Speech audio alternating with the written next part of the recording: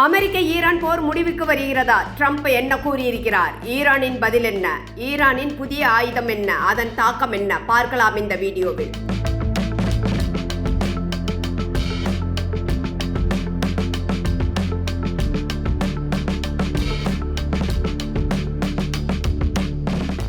News pulse Tamil அன்பு இதயங்களுக்கு வணக்கம். America மற்றும் ஈரான் போருக்கு முற்றுப்புள்ளி வைக்க ஒரு பக்க ஒப்பந்தம் மூலம் சமரசத்தை நெருங்கிக் கொண்டிருக்கின்றன. ஒப்பந்தத்தின் முக்கிய அம்சங்களாக முதலில் போருக்கு முடிவு கட்டுவது, இரு நாடுகளும் உடனடியாக போரை கைவிட்டு அடுத்த 30 நாட்கள் பேச்சுவார்த்தை நடத்தி நிரந்தர ஒப்பந்தத்தை உருவாக்குவது, ஈரான் தனது அணு எரிபொருள் செறிவூட்டும் செயல்பாட்டை சுமார் 12 முதல் 12 ஆண்டுகள் வரை நிறுத்தி வைக்கும், அமெரிக்கா ஈரானுக்கு விதித்திருந்த பொருளாதார தடைகளை நீக்கும், மேலும் முடக்கப்பட்ட ஈரானின் $120 பில்லியன் நிதியை வாஷிங்டன் விடுவிக்கும். ஹார்மோஸ் நீரிணை விஷயத்தில் இரு நாடுகளும் அந்த பகுதியில் இருந்த தடையை நீக்க ஒப்புக்கொள்வார்கள். இதன் கீழ் அமெரிக்க அதிபர் ட்ரம்ப் ஈரானுடன் நடந்து வரும் மோதலை முடிவுக்கு கொண்டு வர ஒப்பந்தம் செய்ய தயாராக இருப்பதாக தகவல்கள் தெரிவிக்கின்றன. அதிகப்படியான அழுத்தம் காரணமாக ட்ரம்ப் ஏதாவது முடிவுக்கு வரவேண்டிய சூழல் ஏற்பட்டுள்ளது. அடுத்த 48 மணி நேரத்தில் அமெரிக்கா மற்றும் ஈரான் இருதரப்பும் ஒப்புக்கொண்ட 14 அம்சங்கள் கொண்ட ஒரு ஆரம்ப ஒப்பந்தம் உருவாகலாம் என்று எதிர்பார்க்கப்படுகிறது. இது துவக்க ஒப்பந்தமாக இருக்கும். மேலும் இந்த ஒப்பந்தம் ஏற்பட்டால் பேச்சுவார்த்தையில் முன்னேற்றம் ஏற்படுகிறது என்று எடுத்துக்கொள்ளலாம். ஆனால் ஈரான் உண்மையாக இந்த ஒப்பந்தத்தில் கையெழுத்திடுமா என்பது இன்னும் சந்தேகமாக இருக்கிறது. இந்த ஆரம்ப ஒப்பந்தத்திற்கு பின்னர் 30 நாட்களுக்குள் நிரந்தர ஒப்பந்தத்தை உருவாக்க திட்டமிடப்பட்டுள்ளது. பேச்சுவார்த்தையில் அமெரிக்கா முன்வைத்த நிபந்தனைகளை ஈரான் ஏற்றுக்கொண்டால் ஆபரேஷன் எபிக் ஃபியூரி எனப்படும் அமெரிக்க நடவடிக்கை முடிவுக்கு வரும். ஈரான் துறைமுகங்களில் கடற்படை முற்றுகை நீக்கப்படும். ஸ்ட்ரெய்ட் ஆஃப் ஹார்மோஸ் அனைத்து நாடுகளுக்கும் ஈரானையும் சேர்த்து திறந்திருக்கும். அனைத்து நாடுகளின் வர்த்தக கப்பல்களும் இந்த நீரிணை வழியாக செல்லும். ஆனால் ஈரான் இதற்கு மறுப்பு தெரிவித்தால் அமெரிக்கா மீண்டும் குண்டுவீச்சை தொடங்கும். அது முன்பை விட மிக அதிக அளவில் மற்றும் தீவிரமாக இருக்கும் என்று எச்சரிக்கை விடப்பட்டுள்ளது. அமெரிக்கா 2 வாய்ப்புகள் கொடுக்கிறது. ஒப்பந்தத்தை ஏற்க வேண்டும், அப்படி நடந்தால் அமைதி ஏற்படும், மறுத்தால் கடுமையான தாக்குதல் நடத்தப்படும் என்பதாகும். ட்ரம்ப் தனது ட்ரூத் சோசியல் பதிவில் ஈரான் ஒப்பந்தத்தில் கூறப்பட்டு இருப்பதை ஏற்றுக்கொண்டால் ஆபரேஷன் எபிக் ஃபியூரி முடிவுக்கு வரும். மேலும் அமெரிக்க கடற்படை முற்றுகை தொடர்ந்தாலும் ஸ்ட்ரெய்ட் ஆஃப் ஹார்மோஸ் பகுதி ஈரான் உட்பட அனைத்து நாடுகளுக்கும் திறந்திருக்கும் என்று பதிவிட்டுள்ளார். அமெரிக்க அதிபர் மார்கோ ரூபியோ வெள்ளை மாளிகையில் அளித்த பேட்டியில் ஆபரேஷன் எபிக் ஃபியூரி ஏற்கனவே முடிவடைந்து விட்டது, அதன் நோக்கங்கள் அடையப்பட்டன, மேலும் போர் வேண்டாம் என்றார். ஹார்மோஸ் பகுதியில் அமெரிக்க கடற்படை நடவடிக்கை தற்காலிகமாக நிறுத்தப்பட்டுள்ளது. இந்த திட்டம் சிக்கியிருந்த வணிக கப்பல்களை பாதுகாப்பாக வழி நடத்த வேண்டும் என்று அமெரிக்கா கூறியுள்ளது. பாகிஸ்தான் மற்றும் பிற நாடுகளின் கோரிக்கையின்படியே அமைதி பேச்சுவார்த்தை முன்னேற்றம் அடைய வேண்டும் என்ற நோக்கத்தில் இந்த நடவடிக்கை எடுக்கப்பட்டுள்ளது என்று ட்ரம்ப் கூறுகிறார்.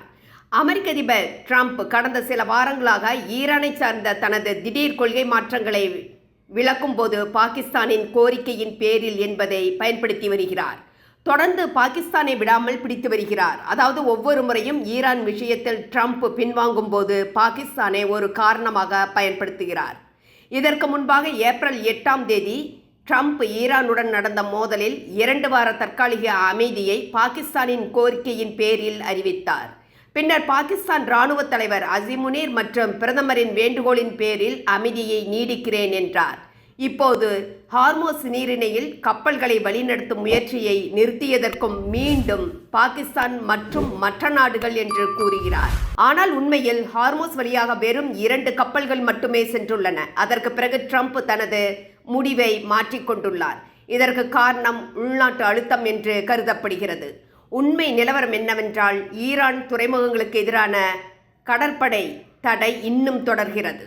இதையடுத்து ஈரான் நாட்டின் பாராளுமன்ற உறுப்பினரான மொஜ்தபா அலி கானி ஒரு அதிர்ச்சிகரமான செய்தியை வெளியிட்டுள்ளார். அதன்படி ஈரானிடம் அணுகுண்டு தாக்குதலுக்கு சமமான சேதங்களை விளைவிக்கும் ஏவுகணைகள் இருப்பதாக தெரிவித்துள்ளார். செஜில் ஏவுகணை இது ஒரு திட எரிபொருள் ஏவுகணை. இந்த ஏவுகணை 2000 முதல் 4000 கிலோமீட்டர் வரை சென்று தாக்குதல் செய்யும். இது டான்சிங் மிசைல் என்று அழைக்கப்படுகிறது. இந்த ஏவுகணையால் இஸ்ரேல் மற்றும் அமெரிக்க தளங்களை சில நிமிடங்களில் அடைய முடியும். ஒரே நேரத்தில் 16 செஜில் ஏவுகணைகளை ஒவ்வொன்றிலும் 1.5 டன் வெடிபொருளை பொருத்தி அனுப்பினால் அணுகுண்டு வெடிப்புக்கு இணையான சேதத்தை ஏற்படுத்தும் என்கிறார் கானி. ஒரு பக்கம் அமெரிக்காவுக்கு அழுத்தம் ஏற்பட்டு இருக்கும்போது மறுபக்கம் ஈரான் விட்டு கொடுக்காமல் அழுத்தம் கொடுத்து வருகிறது. பேச்சுவார்த்தை துவங்கவில்லை, அதற்கான நம்பிக்கையும் பிறக்கவில்லை. ஆனாலும் துபாயில் இன்று பெரிய கட்டிடம் ஒன்று தீப்பற்றி எரிந்து கொண்டுள்ளது. அமெரிக்க அதிபர் டிரம்ப் அடிக்கடி ஒரு அறிவிப்பை வெளியிடுகிறார். அப்போதெல்லாம் பங்குச்சந்தை சர்ரென்று ஏறுகிறது. இந்தியாவிலும் ஏறுகிறது, அமெரிக்காவிலும் ஏறுகிறது. அமெரிக்காவில் டிரம்பின் குடும்பம் கோடிகளில் அள்ளி சம்பாதிக்கின்றனர். ஐக்கிய அரபு எமிரேட்ஸ் அருகே ஃபிஜேராவில் நடந்த தாக்குதலில் 3 இந்தியர்கள் காயமடைந்தனர்.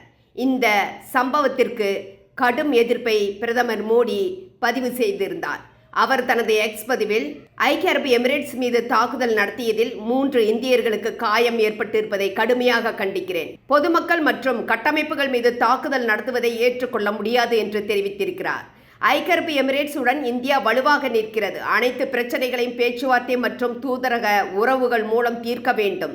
ஹார்மோஸ் பகுதியில் அமைதியான முறையில் கப்பல் போக்குவரத்து நடத்துவதற்கு பாதுகாப்பை உறுதி செய்ய வேண்டும் என்று கூறியிருந்தார்.